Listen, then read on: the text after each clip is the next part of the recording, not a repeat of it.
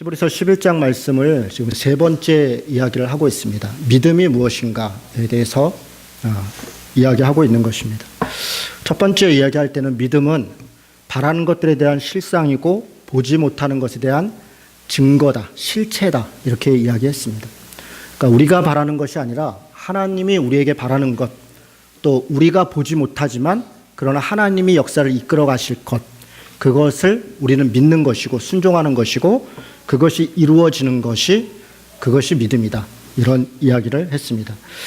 그리고 지난주에는 아브라함에 대해서 이야기했습니다. 아브라함이 분명히 믿음으로 약속을 받았었고 그 약속을 믿고 정말 천신만고 끝에 혹은 정말 고생을 해가면서 약속의 땅에 갔습니다. 그런데 그렇게 되면 우리는 우리가 믿음으로 욕망했던 것 혹은 바랬던 것들이 다 이루어질 것이다라고 기대하고 그 약속의 땅에 갔을 텐데, 그런데 너무 안타깝고 속상하게도 아브라함은 여전히 그 약속의 땅에서 나그네와 같은 삶을 살았다. 자기뿐만 아니라 자기의 자식인 이삭과 야곱까지도 나그네로 거류민으로 그렇게 장막 안에 거했다라고 이야기 드렸습니다. 그리고 이것이 우리의 삶이다, 우리의 믿음이다 라고 이야기했습니다. 설상가상으로 그렇게 믿음의 땅을 찾아왔으면 얼마나 믿음이 있는 것입니까? 많은 것들을 포기했고 내려놓았고 그리고 믿음의 약속을 따라 자신뿐만 아니라 자기 아내인 사라도 믿음으로 여러 가지 것들을 하나님 앞에 증명했고 믿음으로 그렇게 살았습니다. 그런데 10여 년이 지난 다음에 하나님은 다시 아브라함을 시험하십니다. 내 독자 아들 이삭을 바쳐라. 여러분, 이 이삭을 바치라는 것은 단지 시험을 받았다는 그것만 안타까운 것이 아니라 그 명령 자체가 모순을 가지고 있죠. 이삭을 통해서 약속의 민족을 이룰 것이다. 그렇게 이삭을 통해서 그 일을 이룰 거라고 그렇게 말씀하셨던 하나님이 이삭을 죽이라는 명령을 하는 것입니다. 이 모순된 명령 앞에서 아브라함은 미련할 정도로 믿음으로 순종합니다. 그리고 자기 스스로 이렇게 해석합니다. 아마 내가 죽이면 하나님이 다시 살리실 거야. 이것이 아브라함의 믿음입니다. 대단한 역설이고 그야말로 무모한 믿음입니다. 여기까지 순종하기를 원하셨고 그래서 그 믿음을 가지고 하나님이 역사를 이루어 갔다라는 말씀을 드렸습니다. 믿음은 우리가 바라는 것이 우리의 욕망이 이루어지는 것이 아니라 하나님이 바라시는 것, 하나님의 역사가 이루어지는 것이고 우리는 우리에게 있어서 믿음이라고 하는 것은 바로 그 하나님이 바라심을 순종하는 것이다. 그래서 우리는 여전히 나그네된 삶을 사는 것이고 우리는 여전히 날마다 시험 가운데 있는 것이다. 그렇다고 해서 시험을 이기지 못하도록 내버려 두는 것은 물론 아닙니다. 하나님이 우리를 지키시고 인도하실 것입니다. 거기까지 믿음에 대해 설명했습니다. 오늘은 모세에 대한 이야기와 그리고 나머지 믿음에 대해서 히브리서 11장이 믿음을 무엇이라고 설명하고 있는가를 좀 생각해 보려고 합니다. 히브리서 11장 26절 그리고 27절에 보면 이런 이야기가 있습니다. 끝에 보면 26절 끝에 보면 이는 상주심을 바라봄이라. 무슨 얘기입니까? 모세가 어떠한 믿음의 행동들을 했는데 그렇게 행동하게 된 이유는 그가 상주심을 바라봤다는 겁니다. 두 번째로 27절에 보면 믿음으로 애굽을 떠나 왕의 노함을 무서워하지 않았는데 어떤 것을 했는데 이것은 그가 보이지 아니하는 자를 보는 것 같이 따랐던 것이다. 보이지 않는 자는 누굽니까? 하나님이시죠. 보이지 않는 하나님을 마치 보는 것처럼 그렇게 믿고 따랐다. 보이지 않는 자를 보는 것처럼 믿었고 그리고 그 보이지 않는 자가 상 주시는 자이심을 믿었다라고 하는 이 구절은 사실 우리가 앞에서 이미 읽었던 이야기입니다. 11장 6절을 보겠습니다. 같이 한번 읽죠. 11장 6절 읽습니다. 믿음이 없이는 하나님을 기쁘시게 하지 못하나니 하나님께 나아가는 자는 반드시 그가 계신 것과 또한 그가 자기를 찾는 자들에게 상 주시는 이심을 믿어야 할지니라. 하나님을 기쁘시게 하는 게 믿음이다. 그런데 그 믿음이 무엇이냐? 첫째로 하나님이 계신 것을 믿어야 한다. 하나님이 계신 것을 믿는다고 하는 것은 인간의 입장에서는 거의 불가능한 것입니다. 왜 그렇습니까? 하나님은 보이지 않기 때문에 그렇습니다. 하나님은 보이지 않는 분입니다. 보이지 않는 분을 보이는 것 같이 그렇게 인식하고 따른다는 것이 바로 믿음이다. 그 존재를 따르는 것입니다. 그리고 하나님을 기쁘시게 하는 것은 그가 자기에게 상 주시는 자이심을 믿는 것입니다. 여기서 상 준다는 것은 어떤 상급을 이야기하는 게 아니라고 말씀드렸습니다. 구원입니다. 구원은 결국 무엇입니까? 우리가 죽어서 영원한 하나님 나라 가는 것 물론 구원입니다. 그러나 이 땅에서의 구원은 인격적으로 하나님과 교제하는 것입니다. 우리의 삶 가운데 하나님이 간섭하시고 우리의 삶에 함께 동행하시는 것, 그것이 구원입니다. 다시 얘기해서 하나님을 기쁘시게 하는 것은 존재적으로 하나님의 존재를 믿는 것이고 인격적으로 하나님과의 동행하심을 신뢰하는 것, 바로 그것이 하나님을 기쁘시게 하는 것이다 라고 설명하는 것이 히브리서 11장 6절이고, 그리고 오늘 모세는 바로 그런 사람이었다. 하나님의 존재를 믿을 뿐 아니라 하나님이 자신에게 구원을 베푸실 분이라는 것, 인격적으로 자기 삶 가운데 인도하시는 자라는 것을 믿고 믿음으로 어떤 것들을 행한 자이다 라고 예를 들어서 모세를 설명하고 있는 것입니다. 그렇다면 모세의 믿음은 어떤 것이었는가? 23절을 다시 한번 보겠습니다. 모세의 믿음은 뜻밖의 부모로부터 시작됩니다. 믿음으로 모세가 태어났을 때에 그 부모가 이렇게 되어 있습니다. 그러니까 이것은 모세의 믿음을 얘기하는 것이 아니라 그 부모의 믿음을 얘기합니다. 그 부모가 아름다운 아이임을 보고 석 달 동안 숨겨 왕의 명령을 무서워하지 아니하였으며, 여러분, 부모가 자기 자녀가 태어나는데 아름답지 않은 사람이 누가 있겠습니까? 이쁘지 않을 사람이 누가 있겠어요? 여러분, 이 말을 가지고 도대체 이게 무슨 얘기야? 부모가 이 아름다운 아이임을 보고 아름답지 않을 아이가 누가 있습니까? 부모 입장에서는 누구나 다 아름다운 것이고 소중한 것입니다. 이때 이 아름답다는 것은 그렇게 인간적으로 보기 이뻤다, 굉장히 정이 있었다, 그 얘기만 하는 것이 아닙니다. 사도행전 7장 20절에 보면 이것에 한마디를 더 하고 있습니다. 모세에 대해서 스데반이 이야기를 하면서 하나님이 보시기에 아름다운 아이였으므로 이렇게 표현하고 있습니다. 무슨 얘기입니까? 하나님이 보시기에, 부모는 무언가 하나님으로부터 사인을 받은 것입니다.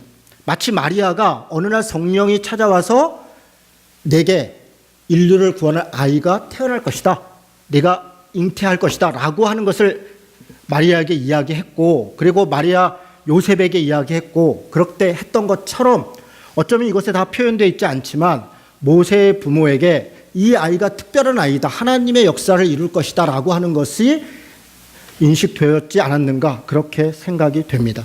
부모는 그렇게 태어나지도 않은 뱃속에 있었던 아이에 대한 어떠한 것들을 보고 그 아이가 태어났을 때 그것을 믿었습니다.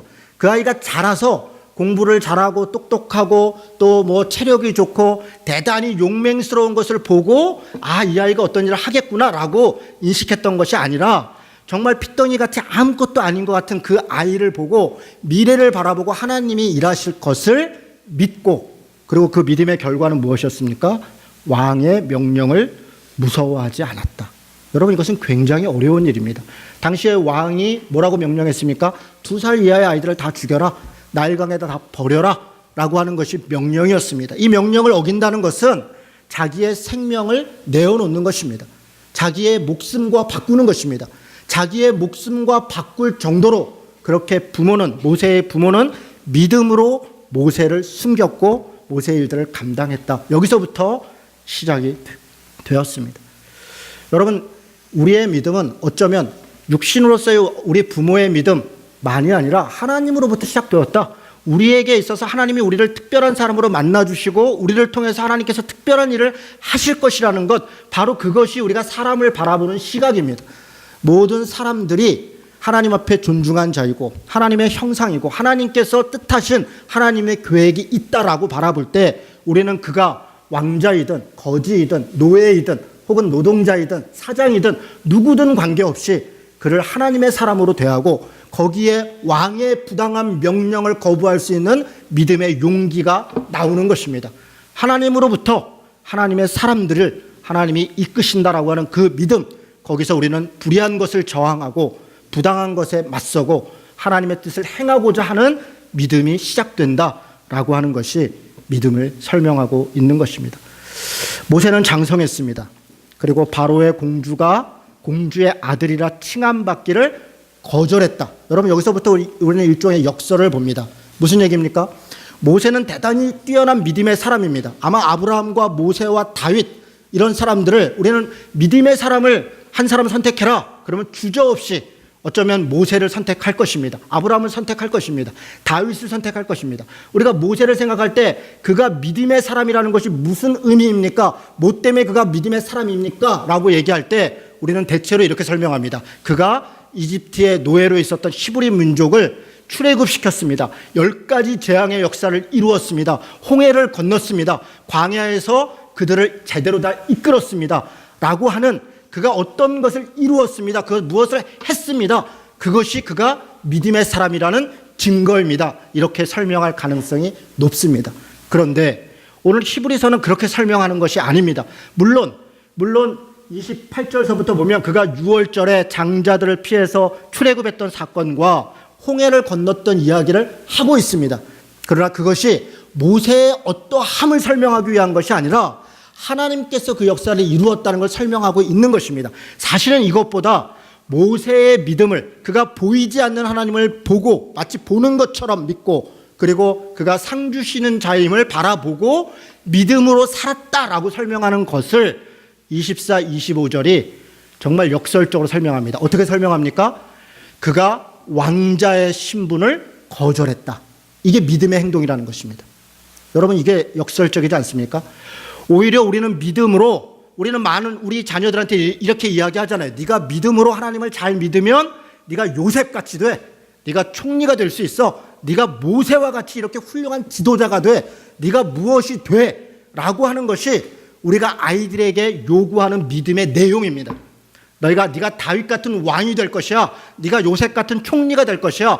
무엇이 될 것이야 라고 이야기하는 것이, 그것이 우리가 아이들에게 요구하는 믿음이고, 그렇게 본을 보이고 싶은 우리 아이들이 나를 바라보고 믿음으로 무언가를 이루고 무언가 대단한 사람들이 되고 하는 것을 자녀에게 보여주고 싶은 것이 우리가 우리의 믿음 있음을 증명하는 것이고, 우리가 우리 아이들에게 믿음 있음을 믿음의 사람으로 자라기를 바라는 것입니다.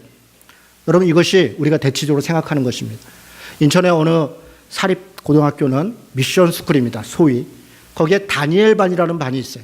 공부를 잘하는 상위 10%의 아이들을 반을 별도로 모았습니다. 그리고 그 아이들을 연고대, 소위 서울대 연고대 스카이를 보내기 위해서 열심히 그 아이들한테 투자합니다. 그 아이들에게 좋은 교사를 붙이고, 교사들 중에서 가장 실력 있는 사람을 붙이고, 외부에 강사를 붙이고, 먹을 것도 그 아이들에게 더 좋은 걸 주고 그 아이들을 투자합니다.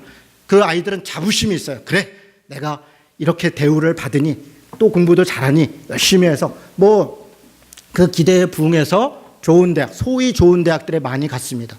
그래서 그 학교가 소위 명문고등학교로 소문나기 시작했고, 주변에 있는 많은 아이들이 이제 난 그 학교에 갈 거야, 그 학교 갈 거야 라고 아이들이 인식하는 게 아니라 부모들이 우리 아이를 여기다 보내면 그런 아이가 될 거라는 기대를 갖습니다. 그런데 너무 안타까웠게도 다니엘 반에 들어가지 않은 아이들은 차별을 받습니다. 그 아이들은 동일한 등록금을 내고 동일한 학교에 갔음에도 불구하고 다른 교육을 받고 다른 대우를 받습니다. 그것이 당연하다고 생각합니다. 왜 그렇습니까? 공부를 못하기 때문에 그 아이는 그런 대접을 받습니다. 공부를 잘하기 때문에 특별한 대우를 받습니다. 그리고 그 이름을 뭐라고 붙였습니까? 다니엘 반이라고 붙였습니다. 다니엘의 어떠한 점 때문에 그랬겠습니까? 그가 바벨론이라고 하는 척박한 곳에서 신앙을 지키고 믿음으로 손해를 감수하고 때로는 감옥에 가고 때로는 사자굴에 들어가고 그랬던 고난을 따라가라는 이야기가 아닙니다. 어떤 신상에 절하지 마라 그런 것을 따르라는 것이 아닙니다. 다니엘이 총리가 됐다는 것입니다. 이방 땅에서조차도 총리가 되었고 그가 이렇게 성공한 사람이 되었으니 너희들도 그것이 바로 믿음이고 그런 아이들은 다니엘 반이라는 것입니다. 그래서 다니엘 학습법 이런 책들이 성경 다음으로 많이 팔렸다고 합니다. 여러분, 그것이 우리가 생각하는 믿음을 증명하는, 혹은 우리 아이들이 믿음으로 자랐으면 하는 모습입니다. 그런데 정작 그렇게 이용되고 있는 요셉, 다니엘 혹은 모세조차도 성경이 이야기할 때 그런 것이 믿음이다라고 이야기하지 않습니다. 오늘 모세에 대해서 뭐라고 얘기합니까?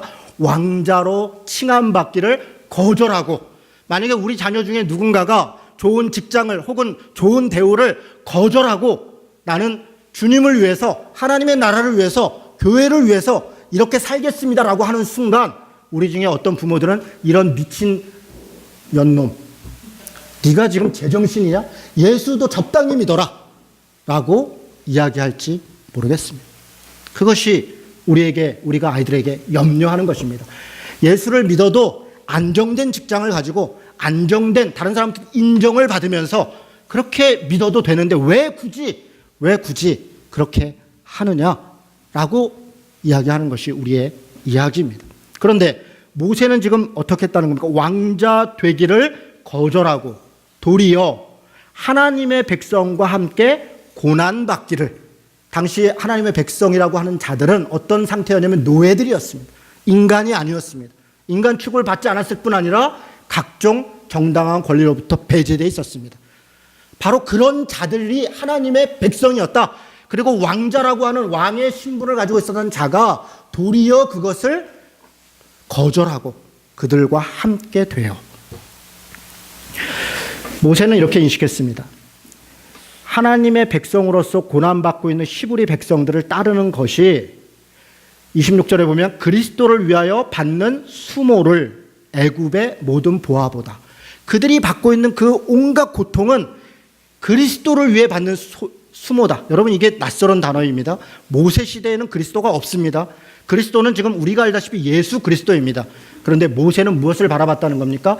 그리스도는 바로 그 예수, 그분을 얘기하는 게 아닙니다. 그리스도라는 말은 메시아라는 단어입니다. 즉 앞으로 오실, 미래에 오실 어떤 그리스도, 메시아를 바라보고, 보이지 않지만 그러나 그를 바라보고 수모를 감당했다. 그렇게 백성들과 함께 고난을 당하고 그 어려운 가운데 그들과 함께 하는 것이야말로 바로 메시아의 구원에 내가 참여하는 것이다. 그게 온전한 신앙을 이루는 것이다. 그렇게 믿고 바라봤다는 것입니다. 그리고 왕자의 삶을 사는 것이 무엇이라고 얘기합니까? 여기 26절에 보면 애굽의 모든 보화보다 더 큰 재물로 여겼으니, 보화가 없다는 것이 아니죠. 보화가 있습니다. 살기 편하고 여러 가지로 불편함이 없고, 불편함이 없는 정도가 아니라 재물이 많으면 더 좋은 일을, 더 많은 것을 나눠줄 수 있는 기회도 많을 수 있습니다. 그럼에도 불구하고 그 큰 재물을 따르지 않고 오히려 그리스도를 향하여 고난을 당하는 것이 더 큰 보화를 차지하는 것이다 라는 믿음으로 살았다는 것이 바로 모세의 믿음입니다. 모세의 믿음을 이야기할 때 이것이 믿음이다. 그렇다면 우리가 믿음의 사람으로 살고 믿음을 따라간다고 한다는 것은 모세의 왕자됨을 따르는 것이 아니라, 모세의 어떠함을 따르는 것이 아니라 모세가 왕자됨을 거절했던 것을 따르는 것이고, 그가 도리어 하나님의 백성과 함께 고난을 자초했던 것을 따르는 것, 그것이 믿음이다 라고 설명하는 것입니다. 여러분, 표정이 별로 안 좋습니다. 저도 이 얘기를 하면서 상당히 불편합니다. 이것이 신앙이다 라고 우리에게 요구하고 있는 것입니다. 저는 이 히브리서를 우리가 양심껏, 지금까지 우리가 히브리서 10장부터 해서 11장까지 살펴보았습니다. 히브리의 당시 유대 1세기에 있었던 사람들에게 예수 그리스도를 따르는 것을 배반하고 다시 유대교로 돌아가지 말고 내 믿음을 견고히 지켜서 더 좋은 제사이고 더 좋은 제물이고 더 좋은 구원이신 예수를 믿고 그 믿음 안에서 흔들리지 말아라 라고 권면하는데, 그 더 좋으니까 더 잘 될 거야 라고 이야기하는 게 아니라, 히브리서는 우리가 읽었다시피 더 고난이 있을 수 있어, 오히려 그걸 포기할 수 있어, 오히려 거절해야 돼 라고 이야기하는 것이 믿음이라는 겁니다. 그 믿음 가운데 오히려 믿음을 배반하지 말고 지키라는 것입니다. 여러분, 이게 우리가 양심껏 성경을 본 내용이지 않습니까? 이것이 믿음이다 라고 설명하고 있습니다. 심지어는 이것은 30절, 31절로 이어지는 내용에도 동일합니다. 30절에 보면 믿음으로 7일 동안 여리고를 도니 성이 무너졌다. 이렇게 누구 얘기합니까? 여호수아를 얘기합니다. 여호수아는 보이지 않는 것, 성이 무너질 것을 예측하고 움직인 것이 아닙니다. 하나님 앞에 그 믿음으로 단지 그 명령에 순종해서 그야말로 손가락질 받을 만한 일들을 당시에 따르고 있는 사람들조차도 왜 그렇게 해야 됩니까? 라고 이야기 받을 행동을 그냥 행하는 것입니다. 라합은 어땠습니까? 자기 민족으로부터 배척받을 것이 뻔함에도 불구하고 기생 라합은 정탐꾼을 평안히 영접하였으므로 순종하지 아니한 자와 함께 멸망하지 아니하였다. 자기 민족으로부터 배척당할 상황이고 당연히 그럼에도 불구하고 믿음으로 기생 라합이 행했다. 여러분, 그 수많은 사람들 중에 왜 하필이면 라합입니까? 라합을 이야기한 것은 라합이 그냥 라합이 아니라 그가 믿음의 계보를 이어가는 사람 중에 하나라는 것입니다. 라합의 남편이 살몬이라는 사람입니다. 룻기에 나오죠. 끄트머리에 보면 라합이 부인이 남편이 살몬이고, 살몬은 보아스를 낳고, 보아스는 이새를 낳고, 이새는 다윗을 낳고, 다윗에 쭈쭈쭈쭈 내려가서 예수 그리스도를 낳으시니, 라합을 이야기하는 것은 그가 믿음의 계보를 이룬 자이다. 그가 어떻게 믿음의 계보를 이었습니까? 자기 민족으로부터 배척당함을 두려워하지 않고. 여러분, 우리가 살다 보면 가장 무서운 것이 외로움과 두려움입니다. 외롭다는 게 참 무서운 것입니다. 누군가 나를 인정하지 않고, 누군가 나를 신뢰하지 않고, 혹은 누군가 내 옆에 있지 않다라고 하는 것, 그것이 우리로 하여금 하나님 앞에 참 두려움을 갖게 합니다. 외롭다는 것. 또 하나 두렵다는 것이죠. 두렵다는 것. 돈으로 협박하고, 지위로 협박하고, 생명으로 협박하고, 그런 어떤 협박들 안에 우리는 두려움을 느낍니다. 두렵죠. 두렵지 않은 자가 누가 있겠습니까? 다 두렵습니다. 더군다나 우리가 책임져야 될 것들이 있을 때 더 두렵죠. 가족이 있고, 아이들이 있고, 내가 지켜야 될 것들이 있고 할 때 우리는 더 큰 두려움을 가집니다. 외롭다는 것, 두렵다는 것, 우리 인간의 힘으로 넘어서기 정말 어려운 것들입니다. 그런데 믿음의 사람들은 바로 그 외로움을 넘어서고, 그 외로움 가운데 하나님을 만나고 하나님으로 만족하고, 두려움 가운데 하나님의 인도하심을 믿고, 그리고 그것을 행했다. 그렇게 이야기하고 있는 것입니다. 32절에 보니까 내가 무슨 말을 더하리요? 기드온과 바락과 삼손과 입다와 다윗 및 사무엘과 선지자들도 쭉 이야기합니다. 사무엘상 12장 11절을 그대로 인용하고 있습니다. 왜 이 사람들만입니까? 모르겠습니다. 이 사람들을 대표적으로 사사의 대표로 기록했습니다. 뭐 이유가 있습니다. 제가 구구절절 설명하지는 않겠습니다. 하나님의 말씀을 인용한 것이고, 당시 시대의 사람들은 그렇게 익숙해 있는 것, 사무엘상의 내용을 알고 있는 것이고, 그런 사람들도 다 믿음으로 행했다. 그가 어떤 것을 이루었다가 아니라 그들이 믿음으로 살았다. 그렇게 설명하고 있습니다.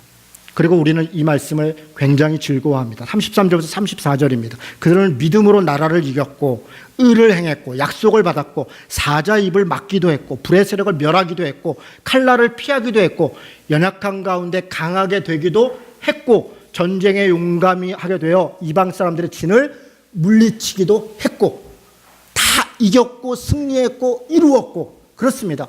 믿음으로 이룬 것들이 있습니다. 그것이 믿음입니다. 그러나 여기서 그치지 않습니다. 35절부터는 또 다른 이야기를 합니다. 여자들은 자기의 죽은 자들을 부활로 받아들이기도 하며, 또 어떤 일은 더 좋은 부활을 얻고자 하여 심한 고문을 받되 구차히 풀려나기를 원하지 아니하였으며. 여러분, 이 표현이 참 특이하죠. 아마 이 여자들이라 가능했을 것 같아요. 남자들은 구차하거나 말거나 일단 살고 내 다음을 도모하리라 이랬죠. 여자들은 구차히 풀려남을 원하지 않고. 참 제가 볼 때는 정말 여자들이 믿음이 훨씬 좋습니다. 제가 볼 때 그렇다는 것이죠. 뭐 꼭 그런 건 아닙니다. 그러나 상당 부분 확실히 여자들이 더 믿음 안에 있지 않은가. 제 아내를 봐도 그렇습니다. 자, 어떤 이들은 조롱과 채찍질 뿐 아니라 결박과 옥에 갇히는 시련도 받았으며. 그냥 대충 얘기하는 게 아닙니다. 사실은 제가 여기서 구구절절 얘기하지 않겠으나 여기에 해당되는 사람들이 있습니다. 실제로 믿음의 사람들이 이런 일을 겪었고, 이 정도 이야기하면 당시의 사람들은 누구를 이야기하는지 자기 역사 속에 알고 있는 사람들입니다. 제가 구구절절 얘기하지 않겠습니다. 이런 사람들이 다 믿음으로 고난도 당하고 조롱도 받고 채찍도 맞고 옥에 갇히고 돌로 치는 것과 톱으로 켜는 것과 시험과 칼로 죽임을 당하고 양과 염소의 가죽을 입고 유리하여 궁핍과 환난과 학대를 받았으며. 여러분, 양과 염소의 가죽을 입었다. 이거는 아마 이해가 언뜻 안 되는 것 같아서 그냥 설명드리겠습니다. 양과 염소를 잡은 다음에 가죽을 벗기면 피가 있으니까 이렇게 젖어 있는 거죠. 그 안에다 사람을 집어넣고, 그리고 적당히 꼬매서 사막 가운데 놓으면 이게 마르죠. 마르면 이게 쪼그라들죠. 그럼 그 안에 있는 사람은 뭐 압사, 뭐 질식사, 뭐 이렇게 되겠죠. 그렇게 죽였다는 겁니다. 양과 염소의 가죽을 입었다라고 하는 것은 뭐 좋은 옷 입었네 그런 개념이 아닙니다. 그렇게 죽임을 당했다. 여러분, 지금 우리는 양극단적 표현의 두 종류의 사람을 봤습니다. 믿음으로 어떤 사람들은 불을 막기도 하고 칼날을 피하기도 하고 하나님의 의를 이루기도 하고, 이것이 믿음으로 행했다는 것입니다. 믿음으로 무언가를 이루었다. 그리고 믿음으로 그들이 소위 우리가 얘기할 때 실패했다는 겁니다. 앞에 것을 우리가 소위 성공했다 그러면, 제가 소위자를 붙이는 것은 그게 꼭 성공이 아니고 그게 꼭 실패가 아니기 때문에 그렇습니다. 그러나 우리가 볼 때, 우리가 인식할 때 잘되고 이기고 뭔가를 이루고 하는 것은 소위 성공했다고 한다면 그것도 믿음으로 한 것이고, 소위 실패했다고 한다면 그것도 믿음으로 했다는 것입니다. 그렇다면 그 결과는 누구에게 달린 것입니까? 하나님께 달린 것입니다. 이들이 능력이 뛰어난 자는 잘했더니 잘 이루었다, 능력이 없으니까 했더니 안 이루었다가 아니라, 어떤 경우에 그것을 어떻게 구체적으로 설명할 수는 없으나 똑같은 사람이 똑같은 일을 했지만 어떤 경우에는 성공할 수 있고 어떤 경우는 실패할 수 있다는 겁니다. 그렇다면 이 사람이 해야 되는 것은 무엇입니까? 성공과 실패에 연연하는 것이 아니라 그저 자기에게 주어진 일을 하는 것입니다. 그것이 믿음의 삶이다. 그것이 믿음의 삶이다. 믿음은 순종이다. 믿음은 삶이다. 라고 이야기하는 것이 바로 히브리서가 우리에게 설명하는 것입니다. 문제는 이런 사람에 대한 평가입니다. 38절에 보면 이런 사람은 세상이 감당할 수 없다. 그렇죠. 성공에 연연하지 않고, 여러분 우리는 조금 성공하면 자만하는 거 아닙니까? 교만하는 거 아닙니까? 내가 이루었다, 우리가 이루었다, 그것 때문에 무언가를 내세우게 되고 누군가를 무시하게 되고 하는 것 아닙니까? 반대로 우리는 무언가를 실패했을 때 열등감에 빠지는 거 아닙니까? 그래서 나 같은 놈이 내까짓 게 무엇을 해? 라고 하는 절망에 빠지는 것 아닙니까? 이런 열등감과 이런 자만심, 이 사이에서 우리는 유혹을 받는 것이고, 이 사이에서 외로움과 두려움 가운데 우리는 우리 스스로를 잃어버리게 되는 것입니다. 정말 바른 것은 자존감을 갖는 것이죠. 이루어도 내가 이룬 것이 아니라 하나님께서 이루신 것이다. 그래서 나는 그저 내 할 일을 했을 뿐이다. 이게 무익한 자라고 하는 고백 아닙니까? 이루지 못하였다 할지라도 하나님께서 하시는 것이니 나는 그저 내 할 일을 다 할 뿐이다. 결과도 하나님께 맡길 것이다. 실패한 것에 대하여 낙심하지 않고, 이룬 것에 대하여 교만하지 않고, 이런 사람이 어떤 유혹에 흔들릴 수 있겠습니까?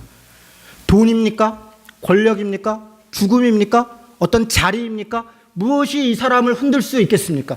무엇도 이런 사람을 감당할 수 없는 것입니다. 세상이 감당할 수 없는 자, 그런 자는 그저 믿음으로 내 할 일을 할 뿐입니다. 라고 하는 자는 도저히 감당할 수 없는 것입니다. 세상이 감당하지 못한다, 물론 이런 의미도 있습니다. 다른 의미는 가로쳐놨는데 이거는 어떤 원문에는 없다는 의미입니다. 그러나 다시 가로를 치면서까지도 이렇게 넣어놓은 이유는 이것이 중요하기 때문에 넣어놓은 것입니다. 여러분, 이 의미가 단지 이렇게 사는 사람은 세상이 감당할 수 없다, 그는 믿음의 사람이다, 믿음으로 자기 할 일을 할 것이다 라고 설명하는 것에 그치는 것이 아니라, 이 말은 세상이 감당하지 못해 세상에 있을 곳이 없다, 이런 얘기입니다. 다시요. 이 말의 의미는 이런 사람은 세상에 있을 곳이 없다. 그래서 어디 있다는 겁니까? 그 뒤에 보면 그들이 광야와 산과 동굴과 토굴에 유리하였느니라. 그래서 이 말이 나오는 거예요. 그들은 세상 가운데 무언가를 이루고 뭔가를 갖고 뭔가를 세우고 뭔가 권력을 세우고 소위 얘기하는 고지를 점령해서 그것을 통해서 복음을 전하고 세상에 선한 영향을 미치고 라고 하는 것에 인식이 없습니다. 만약에 고지를 점령하는 거였다면 모세는 왕자의 길을 포기해서는 안 되는 것이죠. 그렇지 않습니까? 왕이 되는 자리입니다. 오히려 600만의 히브리 민족을 데리고 그들은 쿠데타를 일으켜서 이집트 민족을 내어보내고 이집트를 장악하고 아프리카를 장악하고 그 힘으로 가나안 땅을 정복하고 메소포타미아 지역까지 온전히 복음화를 이루는 것, 그것이 고지론의 핵심이지 않았겠습니까? 그런데 모세를 뭐라고 설명합니까? 왕자됨을 거절하고 어디로 갔다는 거예요? 고난의 현장으로. 그것을 다시 설명합니다. 광야와 산과 동굴과 토굴에 유리하였다. 나그네로 떠돌았다. 여기 어디에 고지론이 들어올 고지를 점령해서 뭔가를 이루어서 해야 된다는 게 들어갈 만한 것이 무엇이 있습니까? 여러분, 히브리서 11장을 믿음의 장이라고 우리가 고백한다면 여기에 무엇이 있습니까? 단 한 구절도 없지 않습니까? 저는 히브리서를 공부하면서 여러 책들을 보고 이 설교를 준비하면서 단 한 구절도 우리가 이 땅에 이루는 어떠한 것이 하나님 나라를 이루는데 뭔가를 할 거라는 것을 본 적이 없습니다. 여러분은 어떻습니까? 오히려 세상에 있을 곳이 없다. 광야의 삶으로 가는 것이죠. 광야는 어떤 것입니까?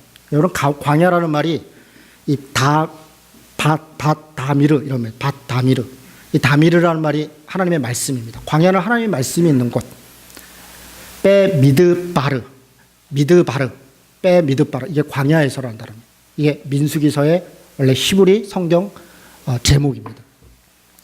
왜 광야로 갑니까? 왜 예수님은 광야로 갔고 왜 하나님의 사람들은 광야에 섰는가? 그리고 그곳은 바로 하나님이 함께 하시는 곳이라는 겁니다. 우리가 모든 걸 포기하고 광야의 사막에 살아야 된다는 것을 이야기하는 것이 아닙니다. 우리가 살고 있는 곳이 그것이 광야라는 것입니다.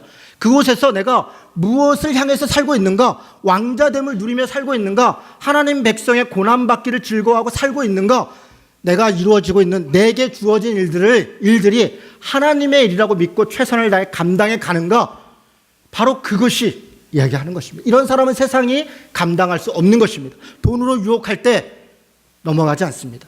권력으로, 자리로, 어떤 대가로 유혹할 때 그것 때문에 하나님의 말씀을 타협하지 않습니다. 그런 사람은 어떻게 세상이 감당할 것이며 그런 사람이 어찌 세상 가운데 호가호위 할 수 있겠습니까? 광야의 삶, 나그네의 삶, 본향을 향하는 삶, 바로 그것이 믿음이다 라고 설명하고 있습니다. 39절 40절은 지난번에 설명했습니다. 하나님께서 이렇게 이 믿음으로 말미암아 증거를 받았는데 바라는 것들에 대한 증거고 보지 못하는 것 증거라고 하지 않았습니까? 그러나 이들은 약속을 받지 못했다. 어떤 약속? 새 언약이죠. 예수 그리스도를 대한 믿음이죠. 그것을 신약 백성들이 그 믿음을 온전히 이룸으로, 온전히 행함으로 오히려 구약의 모세 같은 사람들조차도 우리들의 믿음 여하에 따라 그들의 믿음이 온전해진다. 그렇습니다. 지금 우리가 어떻게 믿음으로 하나님 앞에 서 있는가가 성경의 구약의 백성들, 또 2000년 전에 있었던 1세기 유대의 그 이스라엘 백성들의 믿음이 온전해지는 것을 향하여 나아가는데 우리의 믿음이 지금도 역할을 하고 작동하고 있다라고 이야기하는 것, 그것이 히브리서의 말씀입니다. 말씀을 마치겠습니다. 설교문이 없으니까 설교가 짧아지네요. 뭐 구구절절 적어놓었던 것들이 다 이제 없어진 거죠. 앞으로 계속 이렇게 하면 좋을 것 같으네요. 사랑하는 성도 여러분, 제가 히브리서 11장을 설교했을 때 아마 사랑방에서 나눔을 할 때 그래서 믿음이 뭐라는 거야? 아마 많은 혼란들이 있었을 거라 생각합니다. 지금은 어떻습니까? 여러분, 믿음이 무엇입니까? 믿음은 바라는 것들에 대한 실상이고 보지 못하는 것에 대한 실체입니다. 그것을 관념적으로 믿음이 무엇이다 신학적으로 설명하는 것, 그것이 우리의 목적이 아닙니다. 그것은 신학자들이 굉장히 어려운 말로 또 정확한 말로 설명할 것입니다. 우리의 말로 한번 생각해 봅시다. 믿음은 무엇입니까? 저는 순종이다, 일상이다, 그렇게 설명하고 싶습니다. 내게 지금 주어져 있는 곳이 땅끝이고 그것이 광야이고 그곳에서 내게 주어진 삶을 감당하는 것, 그것이 믿음이다 라고 설명하는 것이 저는 히브리서가 우리에게 주고 있는 말씀이라고 믿습니다. 다음 주에는 히브리서 12장을 이야기하겠습니다. 여러분의 삶 가운데 이 믿음이 경험되어지고 고백되어지고 사라지는 그런 믿음의 삶 되시기를 주님의 이름으로 축원합니다.